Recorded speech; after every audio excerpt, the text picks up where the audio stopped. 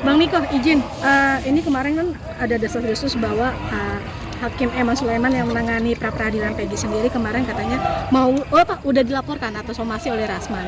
Ya. Nah, ini infonya bahwa Abang akan menjadi kuasa hukumnya atau bagaimana nih Bang? Iya, masih desas-desus itu masih berita-berita ini ya. Tapi kalau misalnya Hakim Eman Sulaiman minta saya sebagai lawyernya, saya siap.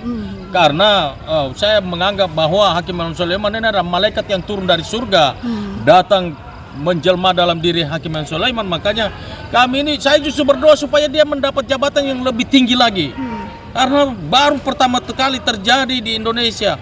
Saya berdoa supaya juga ada Hakim Eman Sulaiman yang lain seperti Hakim Eman Sulaiman di Pengadilan Negeri Bandung. Oke, Bang, ini kan infonya kemarin juga beberapa waktu lalu Bang Rasman sudah bikin laporan ke Polda gitu, melaporkan Hakim Eman ini Bang gitu, tentang kalau dia melaporkan Rasman, laporkan ke Polda itu lebih salah sasaran lagi. Lapor di Komisi Yudisial dia salah sasaran, apalagi di Polda.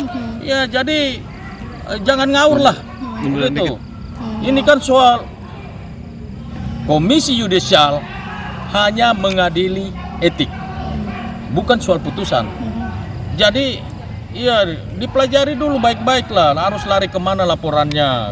Dan saya kira nggak ada pelanggaran etik di situ. Apanya yang mau dilaporkan? Mau ditambahin? Bang, tapi emang ada rencana kalau seumpamanya Hakim Eman ini minta bantuan ke Abang dan Abang sendiri akan siap menjadi tim kuasa hukum? 1.000.000% saya siap dan saya pasang badan untuk Hakim Eman Sulaiman. Siapapun saya lawan. Alasannya apa aja? Alasannya kenapa Bang? Loh, beli orang adil, orang benar, orang jujur.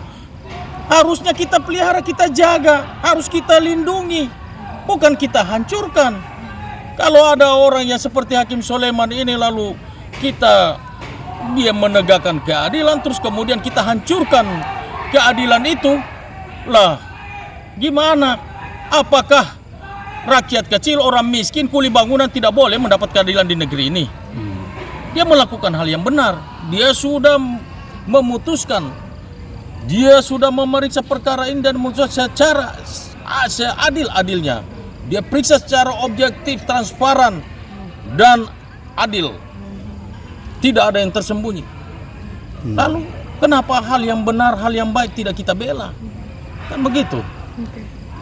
Sempat ada komunikasi atau gimana Bang? Terkait kan kemarin sempat ada pelaporannya ya. Sampai hari ini saya tidak pernah komunikasi dengan Hakim Eman Sulaiman. Tetapi kalau misalnya mudah-mudahan beliau mendengar ini, lalu kemudian ya, tapi saya percaya sih perkaranya tidak mungkin naik lah. Karena tidak ada kesalahan di sini dan tidak ada pelanggaran etik di sini. Makanya saya mau beritahu bahwa Peggy Setiawan juga sudah tidak ada sangkut paut apa-apanya lagi dengan kasus Vina dan Eki terkait putusan ini. Dan putusan ini juga saya yakinnya 1.000.000% tidak akan diproses. Karena memang betul-betul tidak ada pelanggaran etik di situ. Bang, seberapa gergetan sih Bang ketika ada pihak lain yang melaporkan Hakim Eman dari pandangan Abang sendiri ya? Saya tidak greget. Saya minta supaya kita berlaku adil. Kita penegak hukum ini, praktisi hukum, advokat, baik polisi, jaksa, hakim, semuanya kan ingin mencari keadilan. Tetapi kalau ada hakim yang adil, hakim yang benar, hakim yang jujur, hakim yang transparan, lalu kita menjolimi, saya juga nggak terima juga.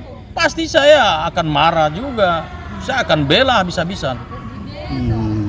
Oke Bang. Tapi sejauh ini Bang melihat pemberitaan nih terkait Hakim Eman, Abang sendiri menanggapinya seperti apa Bang? Menyedihkan nggak sih dengan adanya kabar yang kemarin itu? Oh, kalau mendengar berita dia dilapor dan segala macam, hati saya menangis terus terang aja, karena seolah-olah tidak boleh ada keadilan. Lalu kemudian salahnya Hakim Eman Sulaiman di mana? Ya kan? Kita sedih, orang benar dijolimi. Lalu apakah keadilan itu hanya punya orang kaya saja? Apakah keadilan itu hanya punya pejabat saja? Apakah keadilan itu hanya punya penguasa saja? Lalu kuli bangunan tidak boleh mendapatkan keadilan? Nah, ini kan sangat pilu, sangat sedih. Kita lihat orang-orang yang seperti ini. Kalau memang tidak mau lagi ada pra-peradilan, tidak boleh, hapus saja. Kalau kau nggak mau menghargai putusan pra-peradilan, hilangkan saja pra-peradilan itu. Ngapain ada pra-peradilan? Kan gitu. Tapi sejauh ini Bang Niko melihat sosok Hakim Eman seperti apa? Selain apa kinerjanya ya?